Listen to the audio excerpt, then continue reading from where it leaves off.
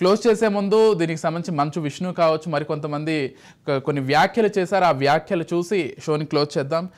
మా పీసీఆర్ వాళ్ళు దానికి సంబంధించిన విజువల్స్ ఒకసారి ప్లే చేస్తారు. ఆ మంచు విష్ణు ఏదైతే దీనికి సంబంధించి మాట్లాడాడో ఆ విజువల్స్.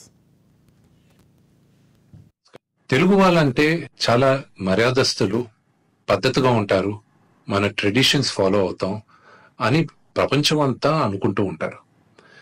కానీ ఈ మధ్యకాలం కొంతమంది తెలుగు వాళ్ళు ఈ యూట్యూబ్లోను, ఇన్స్టాగ్రామ్లోను, ట్విట్టర్లో అసభ్యకరంగా బిహేవ్ చేయడం వల్ల మొత్తం తెలుగు వాళ్ళు ఎందుకు ఇలా బిహేవ్ చేస్తున్నారు అన్న క్వశ్చన్ మార్క్ ఏర్పడుతుంది.